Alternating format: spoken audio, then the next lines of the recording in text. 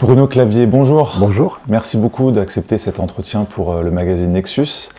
Alors vous nous recevez aujourd'hui et on vous remercie. On a publié une interview passionnante de vous dans le numéro Nexus 149 de novembre-décembre 2023 qui s'intitule « Abus sexuels, du déni au divan ».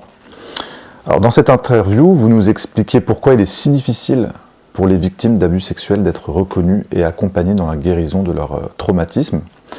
Alors, vous êtes connu en tant que psychologue, clinicien et psychanalyste, et vous êtes confronté quotidiennement à ce fléau. Vous appelez ça un fléau dans votre cabinet, et selon vous, une grande part de responsabilité. Ce sera la première question, revient à un certain Sigmund Freud. Oui. Est-ce que vous pouvez nous dire pourquoi vous avez fait un tel constat ? Alors le constat que j'ai fait, je pars toujours de moi. Hein. C'est-à-dire que moi j'ai été thérapeute pendant déjà une bonne dizaine d'années. Je faisais de la psychanalyse, j'ai été formé à la fac en psychanalyse. Et pendant une bonne dizaine d'années, j'analyse des gens, je dirais, des personnes à l'ancienne, comme on m'avait appris. Et comme on m'avait appris, les violences sexuelles n'existaient pas.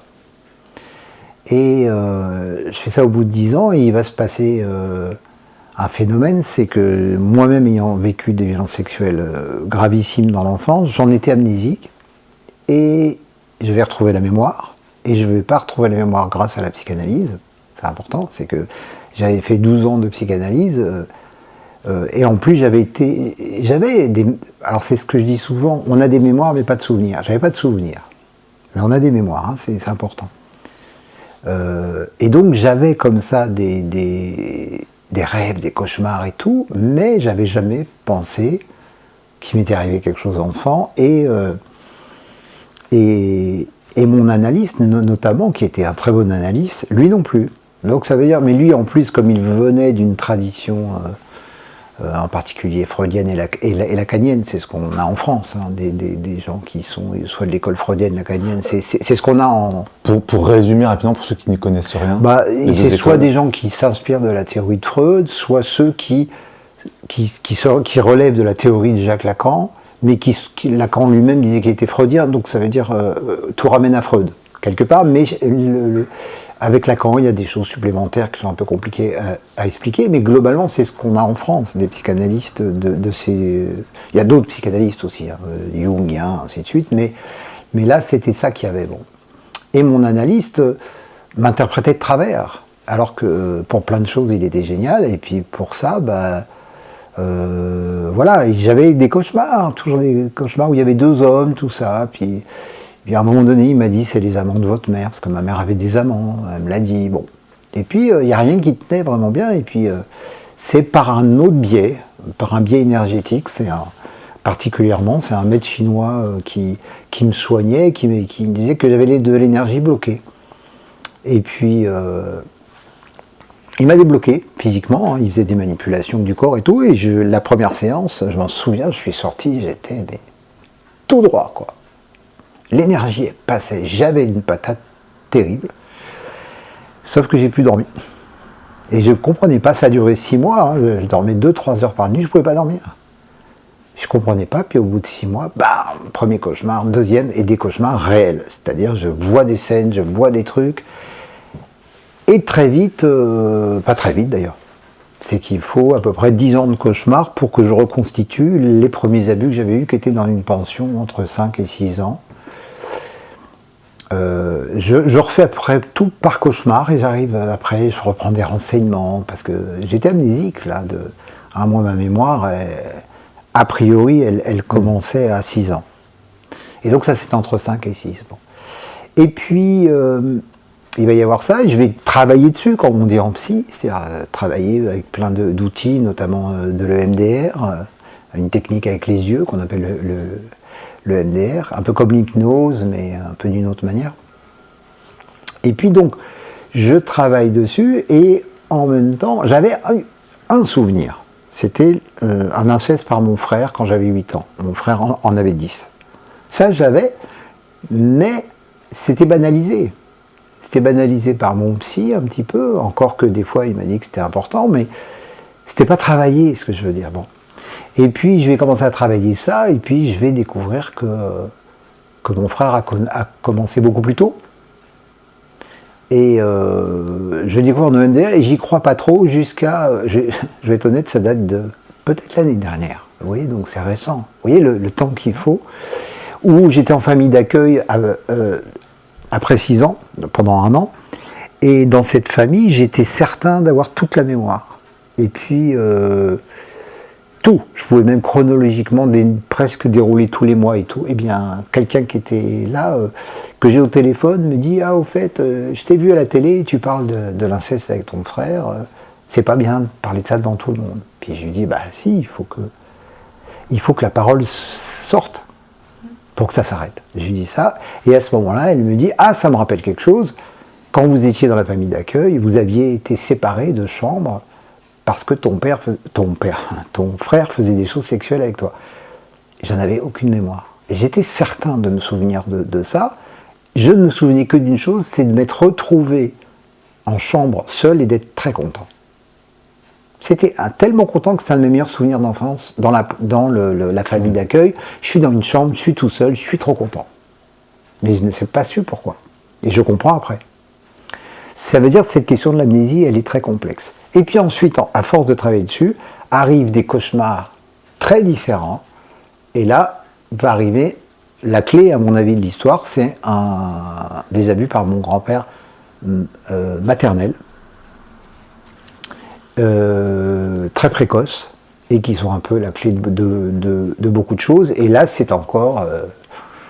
ça n'arrête jamais encore maintenant, donc ça fait presque 10 ans aussi, on va compter, ouais, près de 10 ans de cauchemar aussi. Et là, qui continue encore, parce que tant que c'est pas traité, ça continue, donc il faut traiter ça et tout ça. Bon. Et il se trouve qu'il va y avoir une chose incroyable, c'est qu'à partir du moment où moi je retrouve la mémoire, mes patientes, que je recevais depuis des dizaines d'années, commencent à retrouver la mémoire. C'est tellement étonnant ça. Et il y a ce premier élément, et le premier élément était important parce que c'était notamment une patiente où j'ai compris dans des rêves qu'il y a quelque chose que je n'entendais pas et tout, et puis elle va me dire assez vite qu'elle était abusée par son psy d'avant. Et c'est au bout de 4 ans qu'elle me le dit, quoi. C'est-à-dire que vous imaginez, vous voyez quelqu'un toutes les semaines pendant 4 ans, et elle est capable de ne pas vous dire quelque chose d'extrêmement important, c'est qu'elle a été abusée sexuellement par le psy d'avant. Comment vous expliquez que votre compréhension de vos traumas a permis de libérer ou de comprendre les traumas de vos patients? C'est le côté psy, on appelle ça transmission d'inconscient à inconscient, qui est extrêmement important. C'est poreux, c'est-à-dire, vous voyez, c'est pour ça que ça pose plein de questions sur la question de la psy. On dit que, par exemple, il y a un psy que j'aimais beaucoup qui s'appelait François Roustan. François Roustan disait que la neutralité du psy est la plus grande escroquerie de la psychanalyse. C'est très bien d'avoir dit ça, parce qu'il n'y a pas de neutralité, vous venez avec qui vous êtes, et puis il y a une interaction. C'est-à-dire, et donc ça veut dire que si moi je ne suis pas capable d'entendre, heureusement que j'ai pu en voir dans les rêves. Sinon je n'aurais pas su. Je lui dis, dans le rêve, il y a quelque chose que je ne comprends pas, c'est quoi? Et c'est là qu'elle va commencer à me le dire. Bon, qu'elle a été abusée, puis on va travailler dessus et tout ça. Et puis, c'est pas la seule. Donc ça veut dire qu'à partir du moment où moi je suis capable d'entendre, alors on va être capable de me dire. C'est pas du tout, c'est des phénomènes qu'il faut étudier, c'est tout, c'est comme ça. Bon. Et arrive après le mouvement MeToo, alors là, qui va changer encore complètement la donne, c'est là tout le monde va se mettre à parler. Ce qui veut dire que, d'une part, je réalise que j'ai analysé, et je réalise toutes les patients et patientes que j'ai eus, et que pendant 10 ans, c'était pratiquement que des gens amnésiques, et je vais comprendre pourquoi là ça n'a pas marché, pourquoi ça n'a pas marché, et tout d'un coup j'ai ce truc incroyable de me dire, mais tous mes patients et patientes ont été abusés. Alors j'en parle, et à ce moment-là, on me dit, ah mais c'est toi. C'est parce que toi, tu as été abusé, donc ils viennent te voir toi. Puis moi, j'ai un mystère, puis je dis, ok, mais c'est pas marqué sur ma tête. Pourquoi ils sont venus me voir? Je leur ai jamais dit qu'on allait parler de ça. La preuve, puisque pendant 10 ans, ils m'en ont pas parlé, puis moi, je l'ai pas vu. Bon. Et puis après, je commence à faire des supervisions. Je m'aperçois que tous les psys ramènent des cas comme ça. Je vais même j'étais dans les hôpitaux, je fais des supervisions dans les hôpitaux, et tout d'un coup, je m'aperçois que tous les cas qu'on amène actuels, c'est des trucs de violence sexuelle, d'abus. Et je me dis, mais il y a un phénomène incroyable là. C'est incroyable. Et puis heureusement arrive ce mouvement qui s'amplifie avec le fameux... Là on est dans quelque chose qui est tout à fait récent, c'est le rapport de la Civis de 2023. Et les chiffres, ces chiffres... Quels sont ces chiffres? Les chiffres sont incroyables. C'est-à-dire le chiffre de la Civis est minoré à mon avis parce qu'ils n'ont pas tenu compte de pas mal de choses. Bon. Mais déjà c'est beaucoup. Quand ils disent... écoutez, ils en sont à combien de millions? Non, on en est en millions, hein. Je crois que j'ai revu ça hier, je ne sais pas s'ils ne disent pas 4 millions ou quelque chose comme ça. Qu'est-ce qui se passe quand cette frontière est franchie? Quelles sont les conséquences pour l'enfant et pour l'adulte? Alors, ça c'est ce qu'on appelle le psychotraumatisme, c'est-à-dire, et là c'est pareil, comme je ne l'ai pas appris, je redis, hein, j'ai beaucoup aimé la faculté où j'étais, mais j'ai pas eu en 5 ans un seul cours là-dessus, donc je l'ai découvert tout seul, en lisant des livres. On ne parlait pas de psychotraumatisme avant, hein, vu qu'il ne se passait rien, hein, vu que c'était toujours à l'intérieur des gens et tout. Donc je l'ai découvert par moi-même, beaucoup sur moi-même, c'est-à-dire en me disant qu'est-ce que ça fait, quels effets ça fait, et puis après avec les patients et les patientes que j'ai eus pendant pas mal d'années. Et c'est assez étonnant d'ailleurs à quel point c'est dévastateur. Je n'avais pas compris au départ, quoi. Alors dévastateur, qu'est-ce que ça fait? Ça fait que, en particulier parce qu'il s'agit d'enfants. C'est-à-dire que comme il s'agit d'enfants, une des choses principales, ce que ça fait, c'est pour ça qu'il y a un petit côté énergétique. J'ai dit, les gens abusés sont des grands brûlés, c'est-à-dire les gens abusés enfants. Ce sont des grands brûlés. Pourquoi? Parce qu'ils avaient un corps, un esprit, une personnalité qui n'était pas du tout prête à l'intensité de ce qui se passe. C'est pour ça que j'ai toujours une comparaison électrique. C'est imaginer un fil de pile à 4,5 volts qui tout d'un coup prend 220 voire 10 000 volts. Qu'est-ce qui se passe? Eh bien, il brûle. Mais comme il ne brûle pas, puisqu'il vit, il brûlera plus tard. C'est ça que ça va faire. Donc ça veut dire qu'immédiatement sur les enfants, il n'y a pas forcément... à part des choses dans les attitudes qui vont montrer que il y a quelque chose qui s'est passé quand on a l'œil, mais pas forcément. Pourquoi? Parce que la vie continue. Alors ça veut dire quoi? Ça veut dire que c'est un des principes du psychotraumatisme, c'est tout traumatisme amène des systèmes de défense.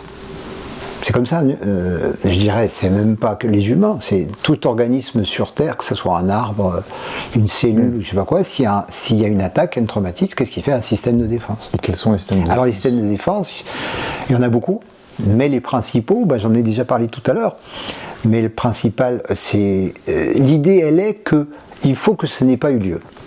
C'est une des premières idées. C'était exactement comme les grands malheurs. Imaginez, vous avez un grand malheur, ça nous arrive à tous, on s'endort, le lendemain matin, on se réveille. On se dit, non, ça n'a pas eu lieu, c'est pas possible. Mais ça a eu lieu. On n'arrive pas à la mort de quelqu'un qu'on aime. On se dit peut-être que je vais me réveiller, puis qu'il sera encore là. Bon. Eh bien, face au trauma, on fait pareil. C'est-à-dire, il faut que ça n'ait pas eu lieu. Alors, on va utiliser des mécanismes. Et pourquoi on utilise des mécanismes? Parce qu'il faut bien continuer à vivre. Alors, pour pas que ça ait eu lieu, il y a le premier, j'en ai parlé tout à l'heure, c'est le déni. Ça veut dire que ça a eu lieu, mais je fais comme si ça n'avait pas eu lieu. Voilà, ça c'est le premier. Le plus fort, c'est l'amnésie. Là, c'est carrément, vous oubliez tout. Donc ça veut dire que dans le cas des violences sexuelles, de l'inceste, c'est terrible puisque vous faites tout disparaître. Il n'y a plus de crimes, il n'y a plus de criminels, il n'y a même plus de victimes. Officiellement. Et pourtant, vous allez avoir une victime. Sauf qu'on a tout fait disparaître. Donc ça c'est l'amnésie, c'est le phénomène le plus terrible. C'est-à-dire que la personne peut continuer d'avoir des symptômes dans sa vie, d'être impactée par ce traumatisme, mais ne plus avoir le souvenir. Du tout. Du tout, ce qui était mon cas à moi. Moi, je le dis, on m'aurait dit avant qu'il m'était arrivé quelque chose, j'aurais ri au nez de celui qui me le disait. Et je dirais cette phrase que j'entends tout le temps, c'est « je m'en souviendrai ». Hein? Ouais, les gens me disent pas à ce que je sache. Ben oui, pas à ce que vous sachiez, parce que quand il y a de l'amnésie, on ne sait pas. C'est très compliqué. Alors vous avez ce phénomène-là, vous avez le clivage, qui est un des phénomènes les plus caractéristiques du psychotraumatisme. Le clivage, c'est quoi? C'est que vous avez une partie blessée qui est intenable. et puis vous allez fabriquer une partie non blessée. Donc on se coupe en deux. C'est clivé. Alors c'est pas la dissociation, je reviendrai après sur la dissociation. Le clivage, c'est extrêmement efficace, c'est-à-dire que vous allez créer une partie non traumatisée, puis vous allez, par des systèmes de défense, mettre la partie traumatisée en arrière. On ne peut pas la supprimer. C'est-à-dire, on ne peut pas la supprimer, par contre, elle va donc être en arrière, je ne peux pas expliquer ça autrement, il y a une partie en avant, par exemple, vous avez des gens comme ça, c'est incroyable, qui vont... Moi j'étais comme ça d'ailleurs. Les premiers temps où je racontais mes traumas sexuels, je souriais. Il y avait des gens qui me disaient, on dirait que ça t'a rien fait, mais non, c'est un système de défense. C'est que je ne peux pas contacter ma partie blessée, d'accord. Donc je mets en avant une partie non blessée. Mais c'est différent de la dissociation de personnalité. Alors, la dissociation, c'est autre chose. Pourquoi ? Parce que la dissociation, c'est un clivage qui ne tient pas. Ça, c'est ma théorie. Hein. J'avais du mal à comprendre.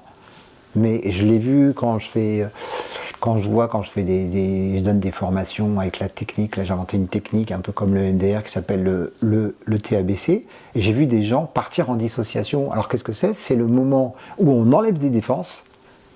Et donc, la partie arrière, elle vient devant. Vous voyez, c'est comme pour expliquer ça, je dis que c'est vertical, c'est comme les portes d'hôtel qui tournent comme ça. Donc la personne va toujours faire beaucoup d'efforts pour mettre la partie qui va bien devant. Et elle veut oublier celle de derrière. Mais celle de derrière, elle n'arrête pas de frapper à la porte. Donc il faut des systèmes de défense. Il faut presque lui dire, arrête de m'embêter, tout ça. Les systèmes de défense peuvent être... Après, chacun a son système pour que ça tienne. Mais dès que vous allez enlever une défense, boum, vous avez la partie traumatisée qui revient. En fait, c'est assez simple. Il peut y avoir vraiment deux personnalités qui... Et il y en a deux, et qui ne se connaissent pas, et qui ne sont pas en relation. Ça veut dire que c'est là où le clivage est incroyable, c'est que je l'ai vu, moi. Il y a des gens qui m'ont dit... ouais, je sais pas, je me rappelle comme ça de quelqu'un qui m'a dit, j'ai été abusé par mon grand-père, une semaine après, il m'a dit que non. Et peut-être qu'une semaine après, il va me dire que oui. Et c'est moi qui vais lui rappeler, mais vous m'avez dit, il y a une semaine. Ah bon ? Mais elles ne sont pas connectées, les deux parties. Ben oui, parce que si elles sont connectées, automatiquement la partie blessée remonte. Il faut absolument que la partie qui va bien ne soit jamais connectée à l'autre. Mais l'autre, elle est toujours en train de faire ça. Alors ça va donner quoi ? Eh bien, quand vous vieillissez, ça pète. Donc, plus on vieillit, plus le système... C'est comme une vieille digue. Vous voyez, imaginez, vous mettez une digue pour la mer, par exemple. Bah, la digue, elle est forte, il y a des grosses pierres, ça passera pas. Puis au bout de 50 ans, la pierre, elle est usée, puis boum, les joints, ils partent, et paf. Et c'est pour ça qu'on va voir des gens abusés, carrément, littéralement délirés dans les EHPAD. Et beaucoup m'ont raconté ça. Il y avait quelqu'un de sa famille qui avait été abusé, et ben, elle avait 80 ans dans l'EHPAD, elle disait ah, la main mauvaise, arrête cette main, il faut arrêter la main là. Puis personne dans l'EHPAD comprend ce qu'elle raconte. Elle a dit c'est la main, il faut arrêter avec la main là. Hein. Oui, c'est le vieux souvenir qui revient. Donc ça c'est le clivage, et le clivage est pas loin de la bipolarité. Il y a quelque chose de similaire. Hein, c'est des choses que... C'est quoi encore la différence avec la bipolarité? Alors la bipolarité est une maladie très très commune. Bon, moi, il y a plein de maladies comme ça où j'ai tendance à dire tout ne vient pas de là, mais quand même, il y a un principe de précaution. On devrait s'intéresser sur la corrélation entre la bipolarité et les violences sexuelles. Il n'y a pas de recherche là-dedans, dans ce domaine? Je ne crois pas. Pas encore. C'est vraiment compliqué. Qu'est-ce que ça veut dire pour ceux qui ne connaissent pas bien la bipolarité? Qu'est-ce que c'est? La bipolarité, c'est ce qu'on appelait avant des maniaco-dépressifs. Ce sont donc c'est plutôt une grave maladie. Et c'est le même système. C'est-à-dire que vous avez une partie qui est dépressive. Je préférais le mot maniaco-dépressif parce que ça disait bien ça. Il y a une partie dépressive et une partie maniaque. Alors ça fait quoi? Ça fait des gens... C'est terrible pour les gens qui ont dans leur famille quelqu'un comme ça, parce que vous avez quelqu'un, il est capable d'acheter 4 bateaux. Il n'a pas l'argent. Hein. Il trouve des crédits, il va acheter 4 bateaux. Phase maniaque. Et puis, boum, évidemment, ça va pas et tout. Puis après, phase dépressive. Là, il sort plus de son lit, il est dépressif et tout. Puis tout d'un coup, hop, phase maniaque. J'ai la patate et tout, il dort plus, il fait tout, il court partout. C'est caractéristique, quoi. Hein, c'est maniaco-dépressif. Alors ça veut dire quoi? Je vais bien, je vais bien, je vais bien. Puis ça tient pas, alors je vais mal, je vais mal, je vais mal. Et boum, je vais bien, je vais bien, je vais bien. C'est toute la vie. Et ça, c'est un autre système de défense C'est à peu qui près peut le être même. lié Ça, à c'est- un trauma. Moi, c'est ce que je sexuel. pense. Il faut au moins chercher. Il faut au moins chercher. C'est fou. Il y a des endroits, des fois, j'ai l'impression que c'est le Moyen-Âge. Vous voyez, j'ai l'impression que enfin, je sais pas, moi, j'ai beaucoup de problèmes de dents. Heureusement qu'il y a les antibiotiques. Et j'ai l'impression qu'on ne cherche pas les antibiotiques. C'est-à-dire, on s'en fout. On est là, les gens, ils ont mal aux dents, ils ont mal aux dents. Et voilà, alors, on leur donne des médicaments pour qu'ils aient plus mal aux dents. À la limite, on leur donne de l'antidouleur. Mais on ne soigne pas la dent. Parce qu'on veut. À mon avis, on n'est pas encore apte à comprendre, on n'est pas, c'est pas apte, c'est-à-dire on veut pas. Et pourquoi on veut pas? Parce que c'est une société entière qui est engagée là-dedans. C'est-à-dire, Ça implique trop de monde. ben, non, ça implique d'abord peut-être trop de monde, mais ça implique le fait qu'on réalise enfin l'ampleur du phénomène. Mais tant qu'on ne réalise pas l'ampleur du phénomène, il n'y a aucune raison qu'on pense que qu'il y ait une corrélation. Parce que vous disiez justement dans cette interview de vous, dans le magazine Nexus, vous parlez de fait de mettre des mots, Oui. de bien nommer les choses. C'est pour ça que je pouvoir reste guérir. psychanalyste. Je défends encore la psychanalyse. Je défends ce qui tient chez Freud, mais pas ça. Pas le fantasme, pas ça, mais je continue à dire qu'il faut mettre des mots. On ne peut pas guérir sans nommer. Ah, il faut nommer. Ça, c'est l'humain. Vous savez, c'est pas pour rien qu'on dit... j'aime beaucoup les proverbes, je vais en sortir plein. Les grandes souffrances sont muettes. C'est un beau proverbe. Les grandes souffrances sont muettes. Si vous nommez, pas. Et surtout, il y a autre chose. C'est que les humains, ce sont des êtres, on va dire globalement, de mots, mais pas que de mots. Les lacaniens ont tendance à dire tout est langage. C'est pas exactement ça, je pense. Ce sont des êtres de mots, d'images et de corps. C'est Didier Dumas, avec qui j'ai beaucoup travaillé, avait ça. Il avait développé ce système que je trouve très très bon. C'est-à-dire, on va dire globalement, c'est du corps, et puis ensuite on met des images, et ensuite on met des mots. Bon. Mais quand vous n'avez pas de mots et pas d'images, c'est le corps qui va parler. C'est ça l'hystérie. Ce qu'on appelle l'hystérie, c'est pas des filles qui sont hystériques parce qu'elles ont désiré papa, c'est des filles qui essayent de dire avec leur corps ce qu'elles n'arrivent pas à réaliser, c'est qu'il leur est arrivé des violences sexuelles. C'est ça les hystériques des années 1900. Il y a un livre formidable, Le Bal des Folles, qui parle de ça. Dans Le Bal des Folles, on voit à un moment donné un livre là, qui a eu beaucoup de succès, et il y a un film qui vient de sortir là-dessus. Eh bien, les filles, elles étaient violées par leur père, et puis à 20 ans, leur père les amenait en psychiatrie en disant « Je comprends pas, ma fille, elle est hystérique. » Et les filles hystériques, à ce moment-là, se jetaient en l'air, se roulaient par terre, faisaient des trucs complètement fous. Et on ne savait pas d'où ça venait. Et donc, vous allez avoir deux théories. La première théorie, c'est qu'elles désiraient papa, puis la deuxième théorie, c'est ne leur serait pas arrivé... Est-ce qu'il ne leur est pas arrivé quelque chose? Et quand elles étaient petites, c'est ça la question aussi. Vous faites vraiment la distinction au niveau de l'âge. Ah, c'est capital. Si ça arrive à partir du moment où l'enfant devient conscient, c'est totalement différent. Il y a une différence sur l'impact. Mais c'est complètement différent. C'est exactement pareil que quand un adulte voit une scène traumatique à la télévision ou qu'un enfant la regarde. Pourquoi on évite aux enfants de regarder des scènes traumatiques? C'est pas pour rien. Pourquoi on ne met pas un enfant, vous n'allez pas mettre un enfant devant l'exorciste? Même moi, adulte, j'ai eu du mal. Vous ne mettez pas un enfant devant l'exorciste. Vous allez le traumatiser. Bon, pourquoi? Parce qu'il n'est pas capable de soutenir la vision de ça. Bon. Eh bien, c'est pour ça que les violences sexuelles précoces vont amener des trucs impossibles à gérer. C'est pas gérable. Est-ce que c'est parce que l'enfant ne peut pas comprendre ce qui lui arrive, c'est ça? Il ne peut pas comprendre, il n'a pas l'esprit, il n'a pas le corps, c'est pas le moment, mais tout le monde le sait. C'est-à-dire, ce que je veux dire, c'est quand je dis tout le monde le sait, c'est toute la civilisation, et je dirais même tous les mammifères le savent. Enfin, on n'expose pas un enfant à ce qui n'est pas encore le temps de son exposition. Même vous avez des trucs très durs chez les oiseaux, mais on ne jette pas un oiseau du nid avant qu'il ait les ailes. C'est juste ça. Si vous jetez un oiseau du nid avant qu'il ait les ailes, il se crache, quoi. Il a beau être un oiseau, il ne peut pas voler. C'est la même chose. Donc un enfant, on les protège. On protège un enfant de plein de choses. Et on doit le protéger de la sexualité agressive qui vient de l'extérieur. Il faut le protéger. Si on ne le protège pas, c'est comme si vous jetez un oiseau du nid, il va mourir. Si vous jetez un petit oisillon qui n'a pas les ailes et qui ne sait pas encore bien voler, c'est la même chose. Donc ça a des effets terribles, terribles, et on ne veut pas voir, on n'a pas voulu voir. Du coup, la prise en charge, elle est différente selon vous? Ah oui, suivant l'âge. C'est-à-dire, pourquoi? Je prends un exemple, par exemple, sur un grand marqueur des violences sexuelles, c'est l'anorexie. L'anorexie, parmi plein d'autres, l'anorexie est un des grands marqueurs.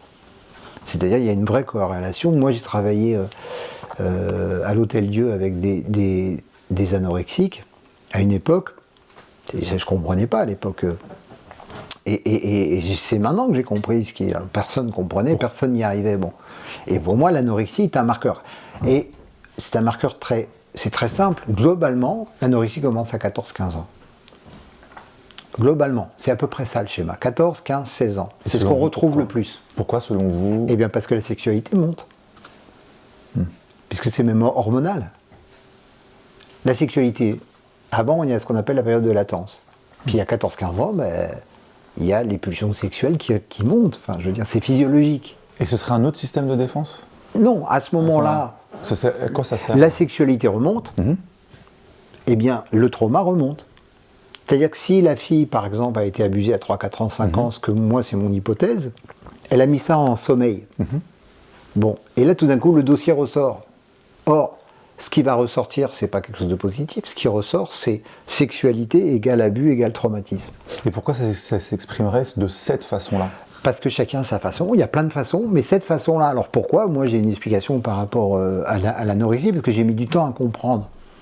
Je propose une hypothèse, je ne dis pas que j'ai raison, mais c'est la mienne.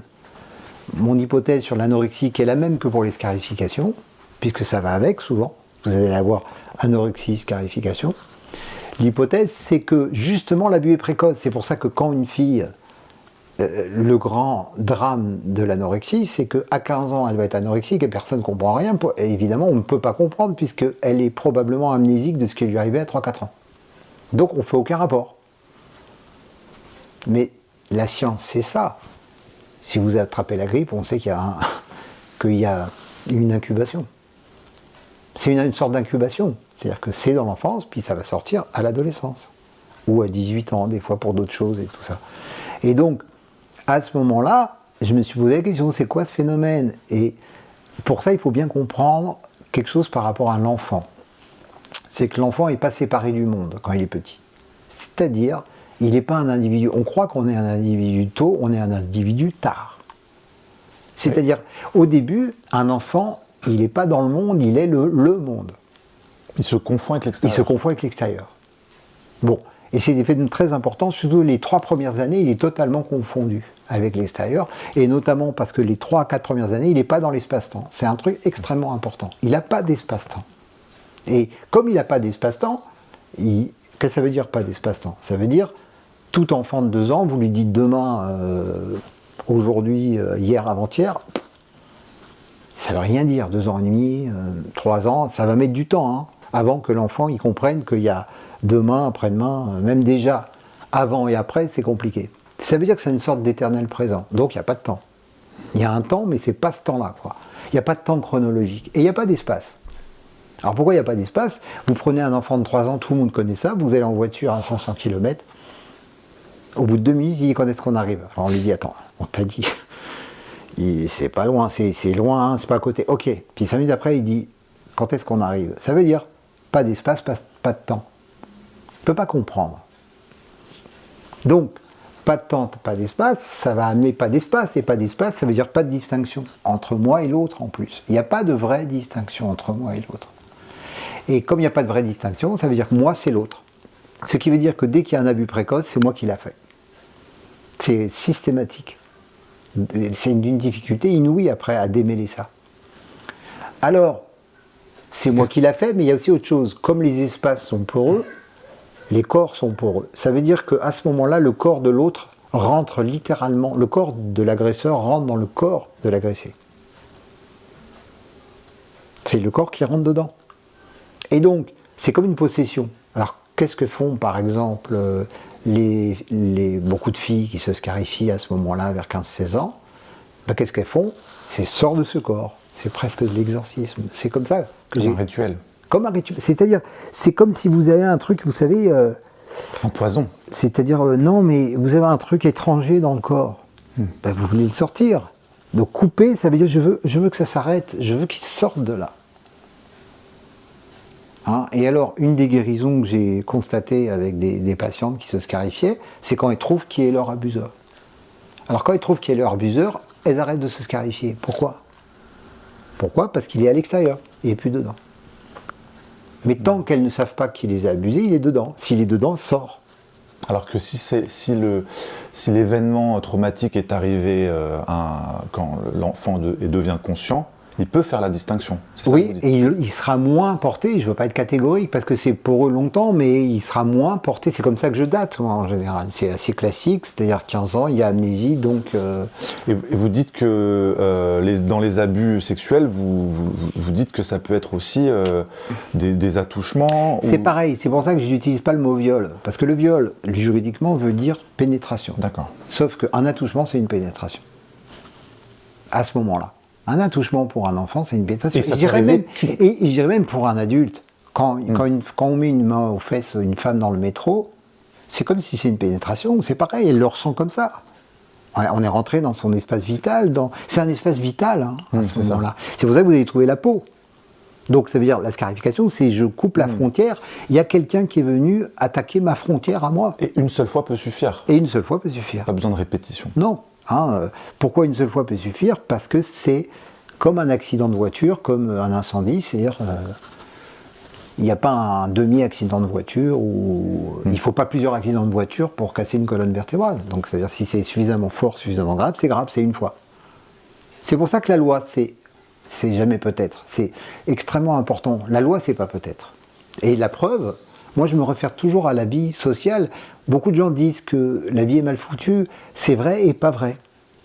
C'est vrai et pas vrai. C'est vrai que la justice, oui, il y a plein de choses qui vont pas, mais globalement, regardez même les limitations de vitesse, j'en parle souvent quand je parle de la loi. Il y a une marge, mais pas plus que ça. Puis quand vous avez fait quelque chose, vous allez voir je sais pas, vous avez dépassé de 20 km/h, vous allez voir la police, vous dites oui, mais moi, le gars il dit oui, mais moi, je m'en fous de vos oui, mais moi, fallait pas dépasser. La loi, c'est comme ça. Bon, ça veut dire, et c'est le problème des familles où il y a de l'inceste, c'est qu'ils croient que le peut-être est possible. Or, le peut-être n'est pas possible. C'est ça ou pas ça. C'est pareil pour le consentement, c'est pareil quand une fille dit non, c'est non. C'est pas peut-être. C'est non ou c'est oui. Ah non, mais c'est pas évident. Son non peut être peut-être. Son oui peut être peut-être. Ben non, c'est non. La loi, c'est comme ça. Donc ça veut dire, c'est jamais. On ne fait pas, on ne touche pas le corps des enfants sexuellement, point barre. Est-ce que vous avez constaté dans votre cabinet qu'à partir du moment où la mémoire revient par le souvenir et que du coup on peut nommer les choses, comment se déroule la guérison ? Ça c'était la première question. Et question, on va dire, en amont de celle-là, par quelle technique on peut arriver à récupérer le souvenir de ces événements, puisque, comme son nom l'indique, en tout cas à 2, 3, 4 ans, nous n'avons pas de souvenir. Oui. Généralement, en tant qu'adulte, on ne sait pas quels souvenirs nous avons avant 6-7 ans. Donc comment faire pour récupérer ? En tant qu'adulte... En tant qu'adulte conscient, nous n'avons très peu de souvenirs de notre enfance. Oui, mais normalement, là il y a une jauge, d'ailleurs Freud se trompe, parce que Freud dans ses textes dit 7-8 ans, c'est faux. Ça c'est absolu, c'est depuis le temps... les souvenirs, l'amnésie c'est justement la période de 3-4 ans où il n'y a pas d'espace-temps.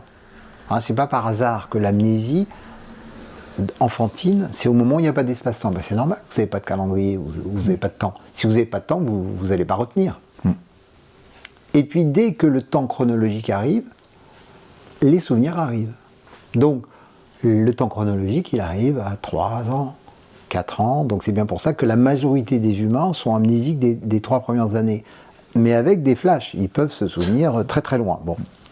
Mais c'est l'amnésie commune. Au-delà de 4 ans, pour moi, c'est toujours suspect. Moi, j'ai rencontré des gens qui n'ont pas de souvenirs avant 13 ans. Oui.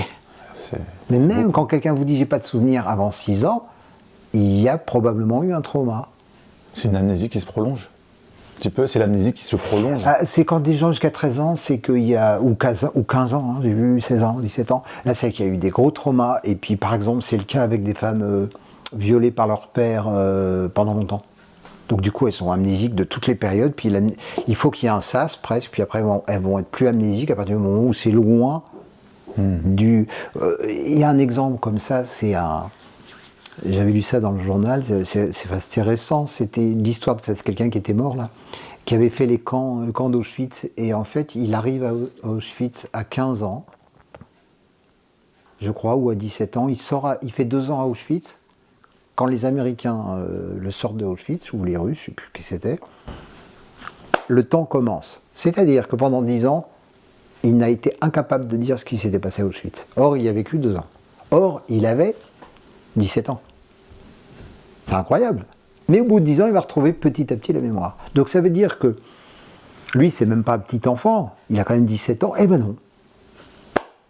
C'est-à-dire, lui, on lui demandait, il disait non, je me souviens quand les Américains sont rentrés dans le camp. C'est tout. C'était son seul souvenir. Avant, il ne sait pas. Et comment comment vous travaillez avec les patients? Qu'est-ce qu'il est possible de faire pour récupérer ces souvenirs? Alors, c'est pour ça que je continue à utiliser la méthode de Freud. Puisque beaucoup de gens m'ont dit, bah alors pourquoi tu fais encore de la psychanalyse et tout? Mais parce que c'est ça la complexité de l'affaire de Freud. C'est que Freud sort un truc génial, mais il en sort la moitié. C'est-à-dire, il en tronque une moitié, et moi tout ce que je demande, c'est remettez les pendules à l'heure. C'est-à-dire, c'est comme si quelqu'un avait trouvé, imaginez quelqu'un qui trouve une constante en physique hyper importante, et qui a fait une faute dans son calcul. Et puis que tous les physiciens d'après veulent pas y toucher, puis que les fusées se cassent la gueule et tout ça. Au bout d'un moment, il y a quelqu'un qui dit, mais là, il a raison, la fusée elle monte, mais après elle tombe. Peut-être qu'il s'est trompé là, puis on cherche. Moi, c'est ce que je fais. C'est pour ça que je continue à dire que c'est scientifique. Freud, c'est vrai, mais ça, c'est vrai, puis ça marche pas et tout ça. Bon. Donc les rêves, ce que Freud appelait la voie royale. Ben oui, c'est les rêves. Et en plus, tout le monde rêve. Alors, il y a des gens qui ne se souviennent pas de leurs rêves, mais tout le monde rêve. Bon. Et en particulier, beaucoup de gens traumatisés ne se souviennent plus de leurs rêves. C'est-à-dire, non seulement ils sont amnésiques, mais après, ils ferment la boîte à rêves. C'est plus sûr. Parce que s'ils rêvent, ils cauchemardent, et il y a une différence, c'est un peu comme le clivage. Il y a une différence entre faire un cauchemar et se souvenir de son cauchemar.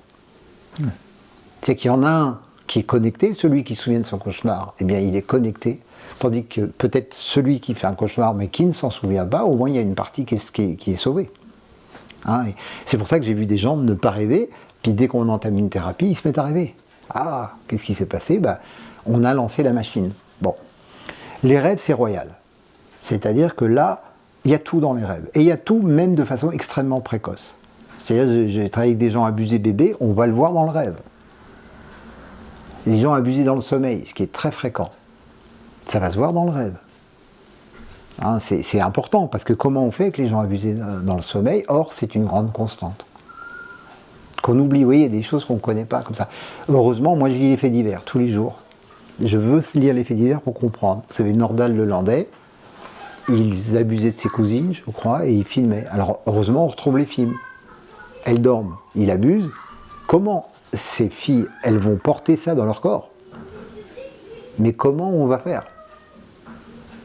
C'est-à-dire, comment ils vont se souvenir?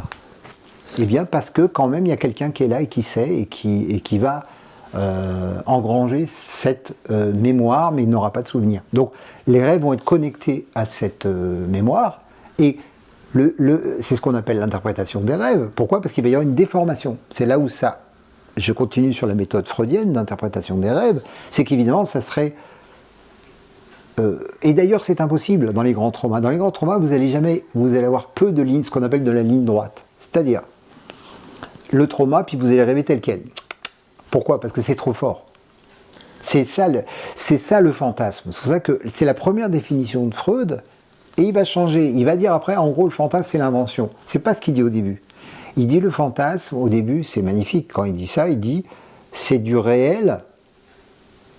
Comment dire? Il dit le fantasme, c'est le réel transformé pour pouvoir le penser. C'est pas du tout de l'invention. Que ce soit digérable, digeste. C'est pour que ça soit pensable. Pensable. Et alors, c'est des phénomènes extrêmement forts, parce que, par exemple, Il y a un livre que j'ai trouvé fabuleux qui s'appelle La maison de poupée, où une femme raconte son inceste par son père, mais avec un roman photo. Et quand il y a les viols par son père, soit c'est flouté, soit c'est un squelette qui la viole, soit c'est un loup. Alors ça veut dire quoi? Ça ne veut pas dire qu'elle a été violée par un loup, ça veut dire que si elle pense que c'est un loup, c'est possible. Mais à ce moment-là, c'est impensable que ça soit papa. Enfin, c'est comme ça que je l'interprète. Donc, le fantasme, ça sert à ça. Et donc le rêve, il fait ça tout le temps. On appelle ça le déplacement. Il déplace parce que c'est moins fort. Sinon, c'est trop fort. Hein, c'est un phénomène humain. C'est un autre mécanisme de défense. Et vous pensez qu'il faut du coup noter les gens qui il faut, noter les rêves? J'en sais rien, mais quand on fait ce travail-là, il vaut mieux, parce que les détails sont importants.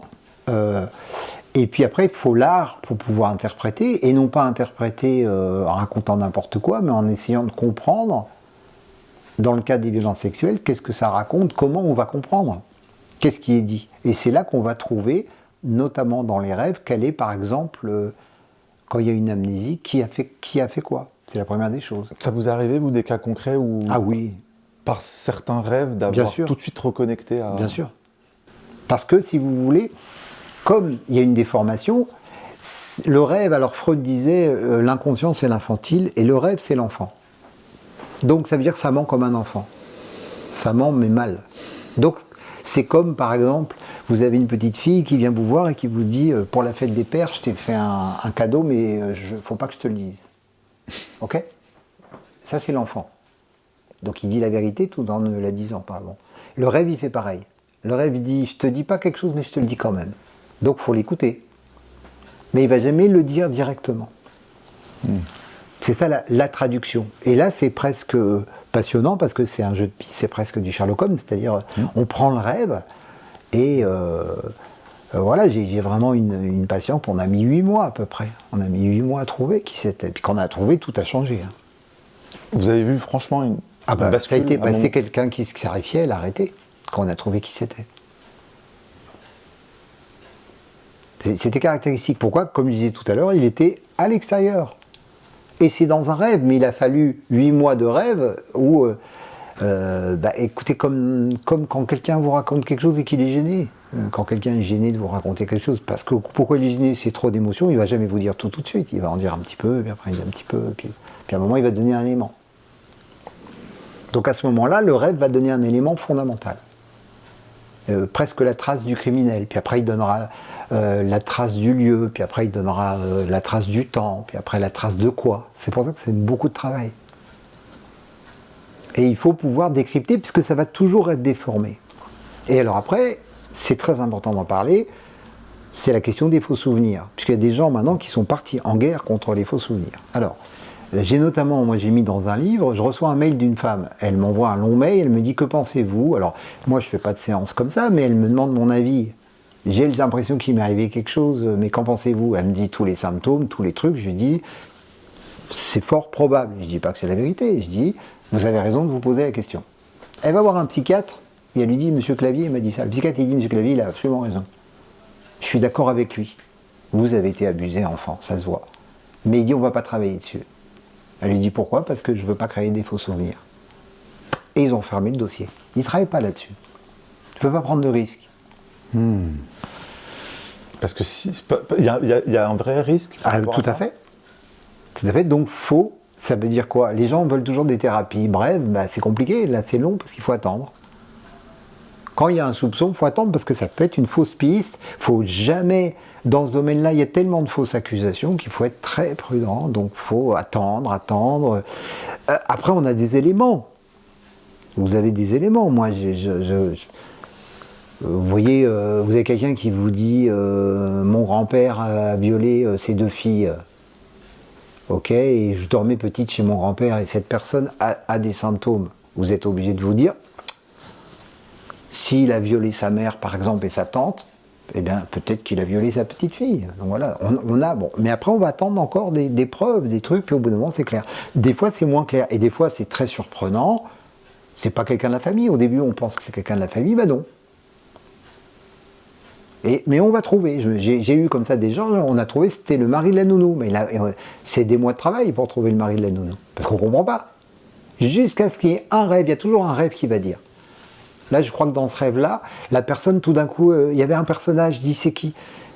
Puis on voit qu'il y a une scène d'abus, mais je dis c'est qui l'autre personnage? Elle dit ah ben ça c'est celui qui était gardé en même temps que moi chez la nounou. Alors tac, on a une indication. Et puis on va commencer à comprendre. Et alors il y a aussi ça, dès qu'on va dire ah c'est peut-être le mari de la nounou, va venir une avalanche de rêves beaucoup plus précis. Et alors après il y a des gens qui vont dire vous l'avez influencé. Mais non, ça marche pas comme ça. S'il y a un truc qu'on peut pas faire, on n'influence pas le rêve. Alors là franchement, je connais pas de méthode pour influencer le rêve, c'est pas vrai. C'est comme les enfants. Si c'est pas une bonne piste, la personne ne fera pas le rêve qui suit. Hein, à cet endroit-là, c'est assez sûr comme méthode, mais c'est long. Donc en fait, le rêve, c'est un outil de compréhension du traumatisme et du coup de guérison. Tout à fait. Il permet et de guérison.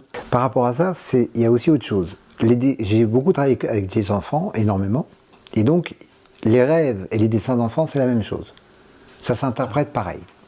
Bon. Et c'est le même principe avec les enfants. Et les enfants ne rêvent pas en général. Enfin, dans les thérapies, on ne travaille pas beaucoup, très très peu avec les rêves d'enfants. Ça arrive, mais peu. Par contre, avec les dessins, tout le temps. Et c'est la même chose. Il y a 3 types de dessins, comme je dirais, il y a 3 types de rêves dans les thérapies. Il y a, en cas de psychotrauma, vous avez le rêve de trauma, le rêve de résolution, j'appelle ça comme ça, et le rêve de guérison. C'est assez simple. Et les dessins d'enfants, c'est pareil. Un enfant arrive, il va faire un dessin plutôt sur son truc qui va pas bien. Après, dans une autre séance, il va faire un dessin où il est en train de modifier le processus. Et après, il fait un dessin de guérison où je sais que ça y est, la guérison est là. Le rêve fait pareil. Donc ça veut dire que le rêve est un instrument de guérison. C'est fou. Bon, c'est magnifique en même temps. Hein. Et donc ça veut dire que la personne, au début, elle va faire que des rêves de trauma. C'est-à-dire que c'est du trauma pur. Bon, elle est violée, puis hop, elle est reviolée, puis en fait c'est une horreur et ça recommence. Puis tout d'un coup, alors moi je l'ai fait ce genre de rêve, et tout d'un coup, ça peut être tout petit, vous vous échappez, ah, ça commence à se modifier. Puis après tout d'un coup, un jour, moi, les jours où j'ai carrément fait face, et que j'ai dit stop, ça suffit, ça change votre vie. Pourquoi dans le rêve vous l'avez fait?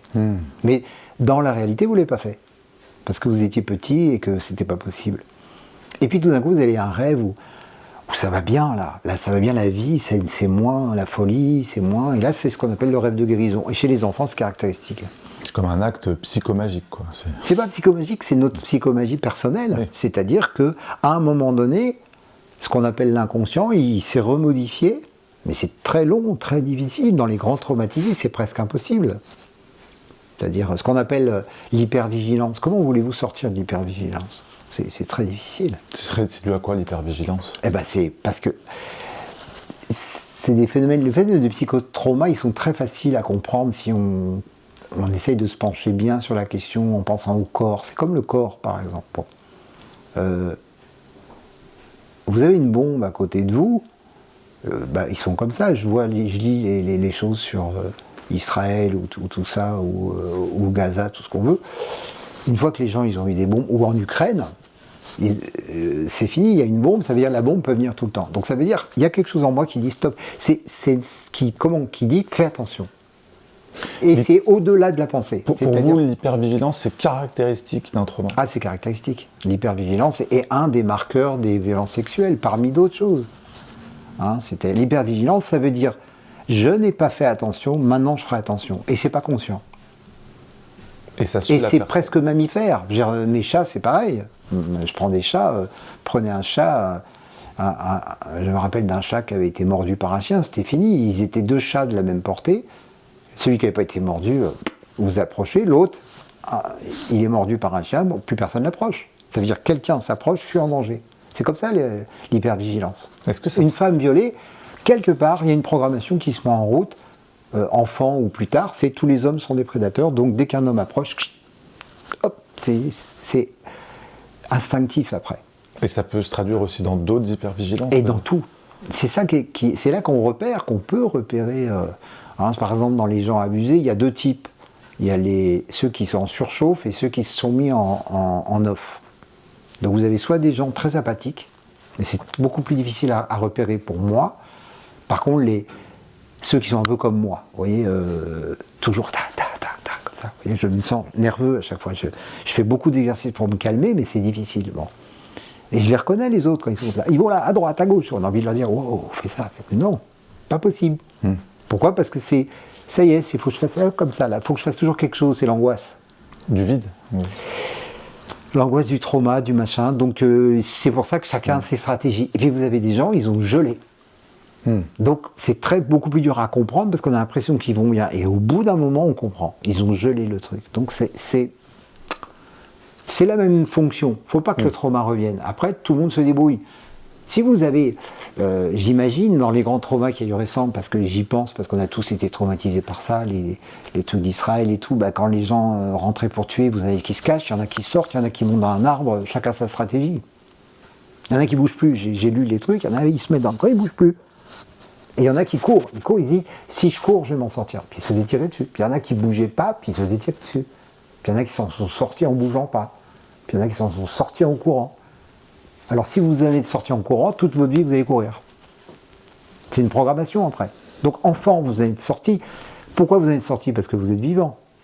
Donc la stratégie que vous avez faite, vous allez la reprendre. Tout le temps. Parce que c'est devenu instinctif. Et c'est très difficile à défaire. Alors on n'y arrive peut-être pas complètement, mais quand on y arrive un peu, c'est bien. Pas beaucoup, c'est encore mieux. En tout cas, c'est pas irréversible. Je ne crois pas que c'est irréversible parce que l'humain est plastique. C'est heureusement, après, plus on vieillit, plus c'est dur. Alors en plus, vous parliez, c'est passionnant et c'est un sujet qui mériterait plusieurs heures d'interview.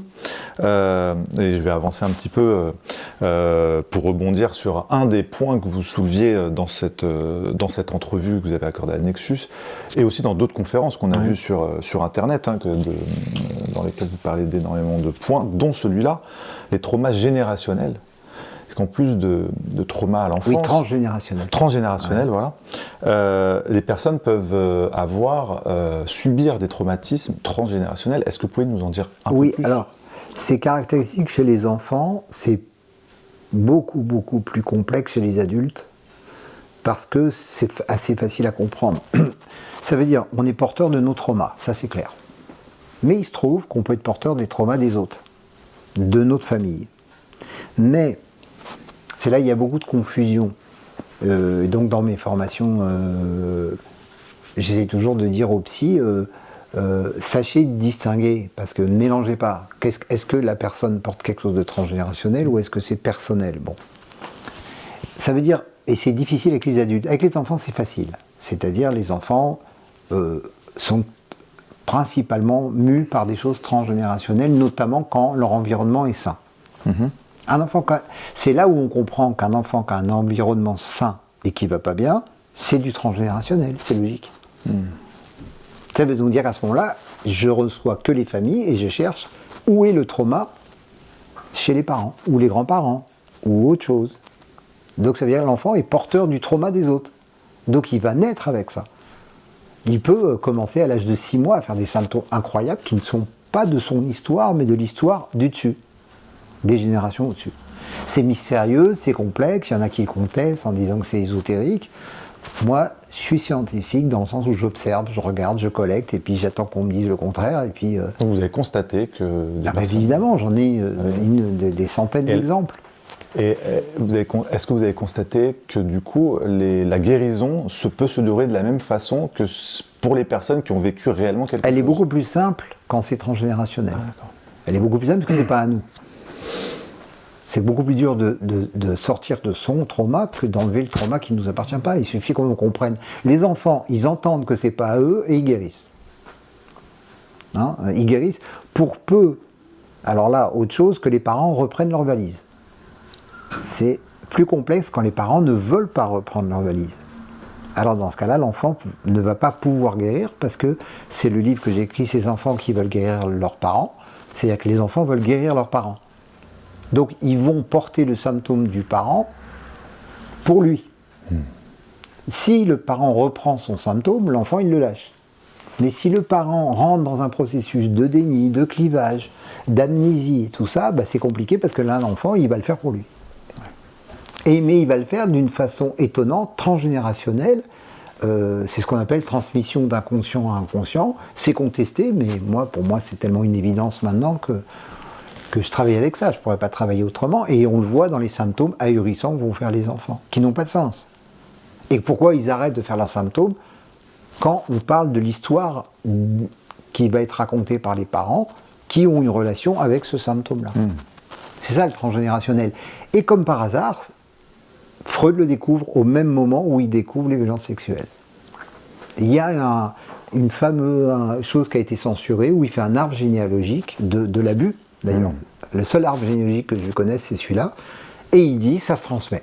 Il dit même que les violences sexuelles vont provoquer des psychoses à la 3e génération. Il le dit à ce moment-là.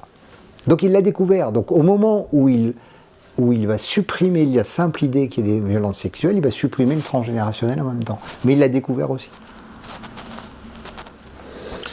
Et ça a été censuré aussi, ça. Alors, merci de nous le partager, et ça rend vraiment le sujet d'autant plus passionnant, c'est que peu de gens en parlent, à part vous. Ça devient un peu connu, le transgénérationnel, mais malheureusement aussi pas assez sérieux. Enfin, ce que je veux dire, dans le sens où il y a beaucoup de confusion. Donc je vois des adultes qui disent je vais pas bien à cause de... J'ai tellement reçu des mails qui, comme je faisais du transgénérationnel, beaucoup de gens m'ont envoyé des mails en me disant je sais pourquoi, je fais tel truc, c'est transgénérationnel. Pourquoi ? Parce que là, du coup, ça va éviter de travailler sur soi. Ça appartient à... Bon, et là, c'est encore une erreur. Et beaucoup de gens, je leur réponds, je leur dis non, excusez-moi, vu ce que vous me racontez, je ne crois pas que ça soit transgénérationnel, c'est votre histoire. Qui évidemment a une résonance avec la famille, c'est juste là que c'est transgénérationnel.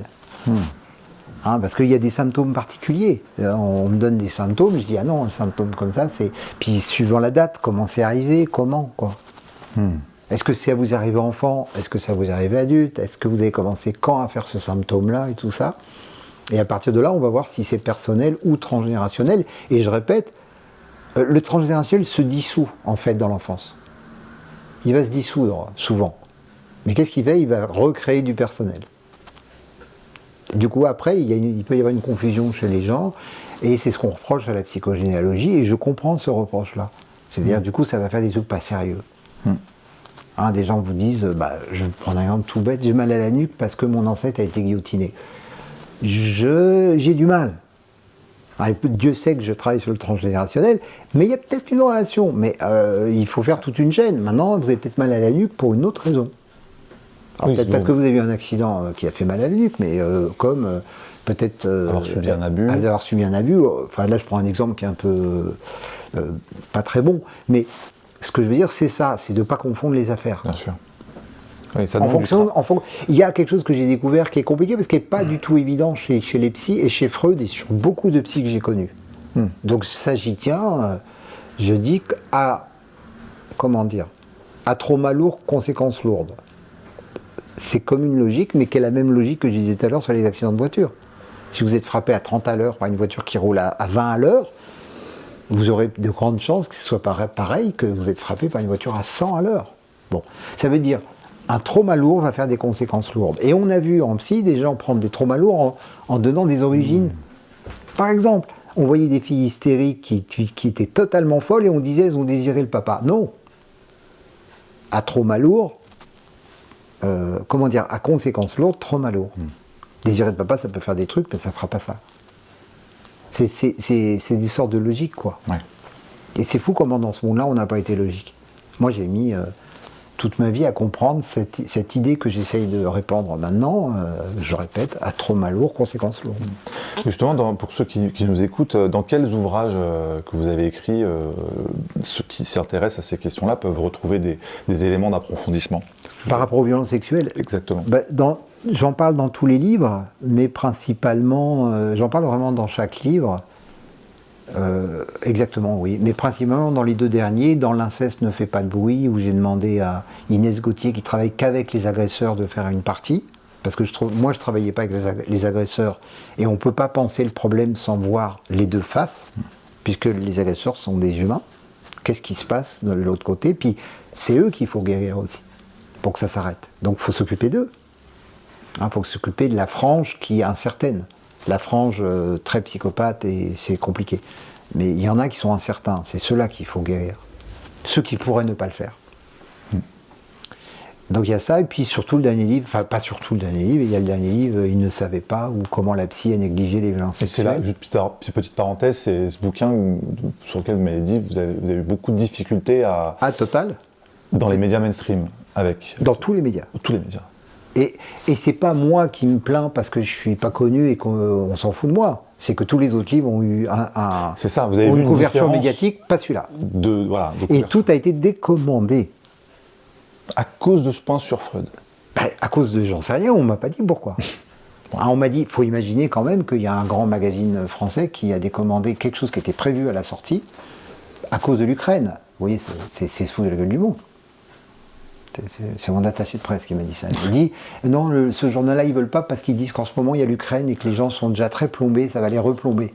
Oui, c'est se moquer du monde. Ouais. C'est pourquoi, et moi, ça m'a fait réfléchir parce que je m'y attendais pas. Et là, j'ai essayé de me dire, alors c'est quoi? C'est énorme la question. Parce que la question, c'est à mon avis un scandale équivalent à celui des EHPAD. Oui, ce fameux scandale. C'est-à-dire que si on commence à tirer l'affaire, ça va engager tout le monde. C'est mon idée. Je ne suis pas du tout complotiste et tout ça, j'y ai même pas pensé. Et c'est pas contre moi n'importe quoi. C'est la société. La société veut bien, par exemple, entendre l'inceste maintenant. Mais elle veut l'entendre à sa façon. D'une certaine façon. D'une certaine façon. Et une des façons, c'est d'en entendre parler sans en entendre parler. Je vais dire pourquoi.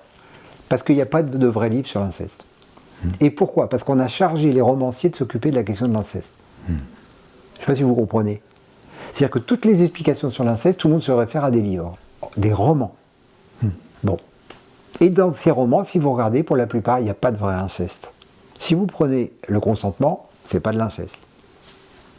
Si vous prenez la Grande Familia, c'est pas de l'inceste. Pourquoi? Parce que c'est un beau-père. Ah, c'est de l'inceste, mais c'est pas la famille, ça va bien. C'est un salaud de l'extérieur. Mais on touche toujours pas à la famille. Et puis après, vous avez là le dernier livre, très connu, Le Triste Tigre. C'est un beau-père. Après, mais alors il est où l'inceste? Et vous voyez, on n'en parle toujours pas. Il y a un livre qui s'appelle Le Berceau des dominations, où ça parle de l'inceste. Mais ce livre-là, il ne devait pas sortir, c'est compliqué, vous voyez. Mais les autres livres, ça c'est un livre sociologique. C'est super les romans. Et moi, on ne demande pas, moi ou les gens, on ne demande pas aux romanciers de nous dire la vérité des choses. On a besoin justement qu'ils nous parlent de tout ça. Mais on ne peut pas, nous, se référer à ça. On se réfère comme des références, c'est pas des références. Bon.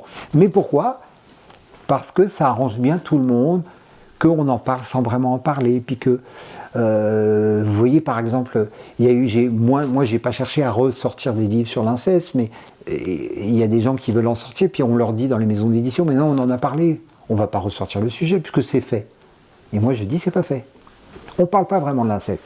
Après, vous avez Christine Angot, elle parle de l'inceste, mais elle en parle pas. Pourquoi? Parce qu'elle en parle pas vraiment non plus. On ne parle pas des phénomènes, des conditions, de pourquoi, du comment, de comment on y arrive. Ce qui, je répète, n'est pas le rôle des romanciers. On ne leur demande pas de nous faire une thèse de fac sur les violences sexuelles. Ils racontent ce qu'ils ont envie de raconter. Mais c'est terrible que ça reste la référence et les romans, ou les films, mais pas le reste, non. Bon, alors c'est-à-dire que c'est une chose, et après, pourquoi ce livre, il y a eu autant de problèmes? Eh bien, il y a eu autant de problèmes, je me suis posé vraiment la question, et je me suis dit, mais pourquoi les médias, par exemple? C'est pas une cabale. Alors c'est quoi?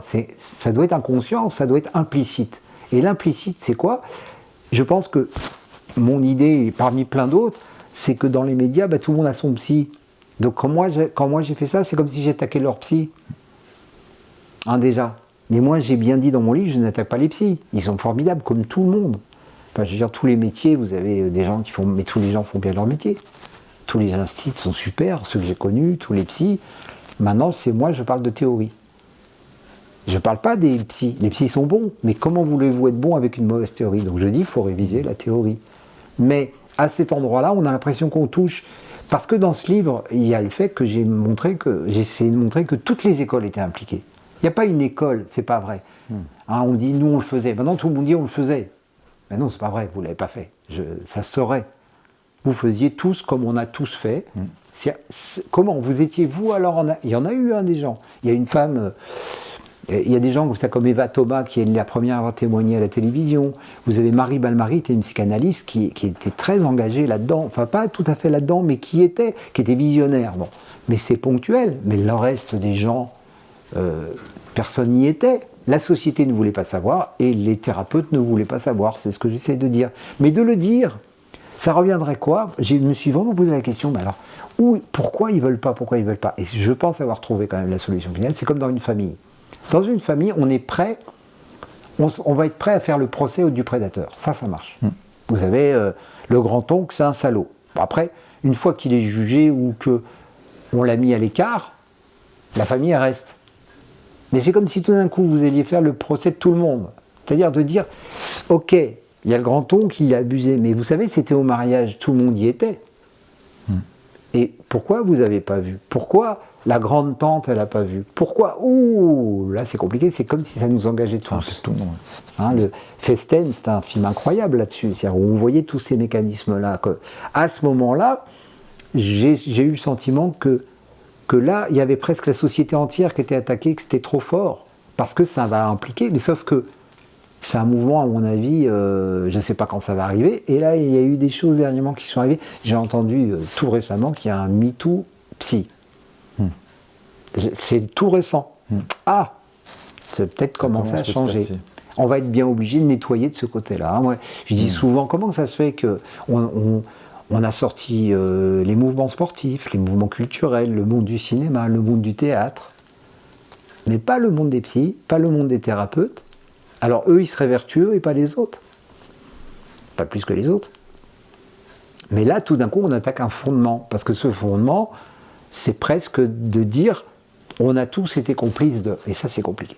C'est comme ça que je vois à peu près l'affaire. Mais quand on sort un dossier, on a sorti le dossier des EHPAD, on va peut-être sortir ce dossier-là, moi, je ne sais pas. Et pour celles et ceux qui nous écoutent et qui auraient besoin de travailler ce sujet personnellement, que leur conseillerez-vous? Vers qui se diriger? Quelle démarche? C'est compliqué. Donc, moi, la première des choses, je suis assez ferme là-dessus. Je veux dire, il est anormal que moi, j'ai des mails tous les jours où on me demande est-ce que je connais un psy qui traite des violences sexuelles, par exemple. C'est anormal. Je sais pas, des fois, j'ai l'impression qu'on me regarde d'une façon ahurie. Mais je veux dire, moi, je passe ma vie chez le dentiste. Donc, j'ai des problèmes de dents. Et c'est comme si moi, je cherchais un dentiste qui veut bien soigner une carie. Ben, je veux dire, j'ai l'impression que c'est son boulot. Enfin, je pense. Il y a peut-être des dentistes qui disent, moi, je ne touche pas aux caries. Bon. Pourquoi on me demande tous les jours des psys qui travailleraient les violences sexuelles? Ça veut donc dire que les autres ne le travaillent pas. Ça veut dire qu'il n'y a pas de confiance à cet endroit-là. Ça veut donc dire quoi? Il faut revoir toutes les formations. Ça veut dire qu'il faut revoir les théories. Et c'est compliqué parce que vous avez en plus les guerres d'écoles qui font que ça arrange bien certaines écoles de dégommer la psychanalyse, ça arrange bien la psychanalyse de dégommer les autres. Moi je dis non, il faut revoir toutes les thérapies et puis il faut revoir qui est en première ligne, ce sont les médecins généralistes. Ce sont eux c'est par eux que ça va passer. Et le deuxième, c'est les psychiatres. Et les psychologues n'arrivent qu'après. Et les psychanalystes n'arrivent qu'en troisième. Parce que c'est ça le parcours des gens abusés. Qu'est-ce que c'est quelqu'un qui est abusé? C'est à un moment donné quelqu'un qui va très mal. Et il va chez qui d'abord? Chez le généraliste. Puis le généraliste va s'apercevoir qu'il y a des problèmes psy. Alors il lui dit, allez voir un psychiatre. Puis le psychiatre, il va lui donner des médicaments, mais il va s'apercevoir que lui, il y a des choses qu'il ne peut pas traiter. Alors il va dire, allez voir un psychologue. Bon. Et après, là, mais c'est déjà tard. Donc il faut qu'il y ait une formation de tous les thérapeutes avec... qu'on fasse des études. Moi, on me reproche à chaque fois que je fais des conférences, on vient me contester en me disant est-ce que vous avez 1000 cas pour prouver ce que vous avez dit? Voilà, je parle d'anorexie, on va me dire ok monsieur, c'est bien gentil, est-ce que vous avez 1000 cas d'anorexie? Je dis vous voyez, matériellement, je ne peux pas le faire. Mais maintenant, je le dis, faites-le vous. Hein, c'est pas tout, faites-le alors. Prenez 1000 cas d'anorexie et faites une étude. Et ne faites pas une étude stupide. L'étude stupide, ça serait de prendre 1000 anorexiques et de leur demander ce que vous étiez abusé. Vous en aurez pas beaucoup. C'est de faire une enquête, d'essayer de comprendre si elles ne sont pas amnésiques. C'est un long boulot, et donc toutes les études scientifiques vont être compliquées avec l'amnésie, puisque vous ne pouvez pas faire pouvez pas remplir des cases, puisque les gens se rappellent de rien. Comment on va faire, hein? Donc, il y a du boulot. Bruno Clavier, merci beaucoup pour merci cet entretien. pour la confiance de ça, quoi. D'avoir accepté de nous recevoir. Et puis je rappelle pour ceux qui veulent approfondir un peu ce sujet, de retrouver votre interview aussi dans le magazine Nexus 149 de novembre-décembre 2023. Et puis aussi qui est élevé par Jessica Baucher. Jessica Baucher, qui est très bien, notre journaliste. Et puis aussi les nombreuses interventions que vous avez sur les différents réseaux sociaux et qui se trouvent assez facilement. Et puis il y a dans mes livres aussi. Et vos ouvrages qu'on a cités et qui sont en lien, qui sont dans la description, on mettra les références. Super. Merci beaucoup Bruno Clavier. À bientôt. À bientôt.